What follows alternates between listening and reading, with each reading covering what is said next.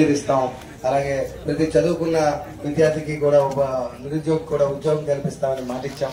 ఆ మాట ప్రకారమే మేము ఈరోజు శాసనసభ సభ్యులుగా మేము ప్రమాణ స్వీకారం చేసిన దగ్గర నుంచి నేటి వరకు కూడా మేము అదే పని మీద ప్రతి క్షణం కూడా అదే పని మీద పనిచేస్తున్నాం తప్పించి మాకు వేరే సొంత పనులు కూడా ఏమీ లేవు.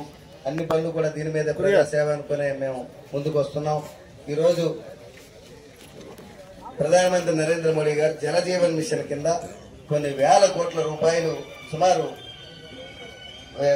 కొన్ని వేల కోట్ల రూపాయలు ఆంధ్రప్రదేశ్ ఇస్తే అందులో సుమారు 195 కోట్ల రూపాయలని మన ఆంధ్రప్రదేశ్ కే మన ఒక్క ఇచ్చే నియోజకవర్గానికే శాంక్షన్ చేశారు.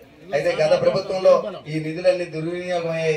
పైపులు ఇష్టానుసారంగా పైపులు వేసేసి రోడ్లు తవ్వేసి జేసీబీతో 6 ఇంచీల పైపు తవ్వడానికి రోడ్డు కట్ చేసి తవ్వడానికి జేసీబీతోని ఏకం రోడ్లే తవ్వేశారు. సిమెంట్ అప్పుడు ఇంతకు ముందు వేసిన తెలుగుదేశం ప్రభుత్వంలో వేసినటువంటి సిమెంట్ రోడ్లన్నీ కూడా తవ్వేసి ఇష్టానుసారంగా వాళ్ళు పైపులు వేసి పోయారు.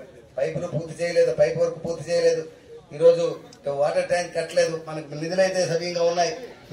పైపు లైన్కి సుమారు 37 లక్షలతోని మన భీమునిపాలెంకి పైపు లైన్ వేశారు.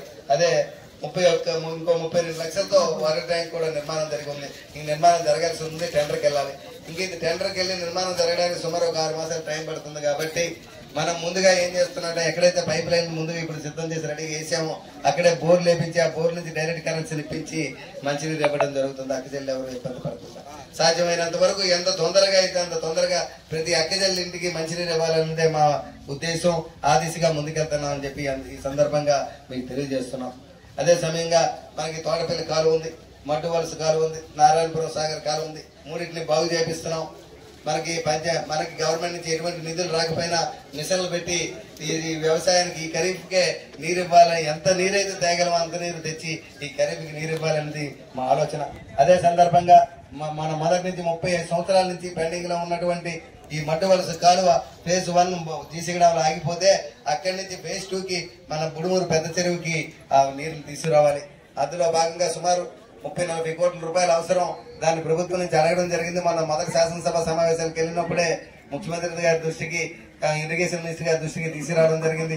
తప్పకుండా మన ప్రయారిటీ బేస్ గా మనకు అవకాశం ఇస్తామన్నారు.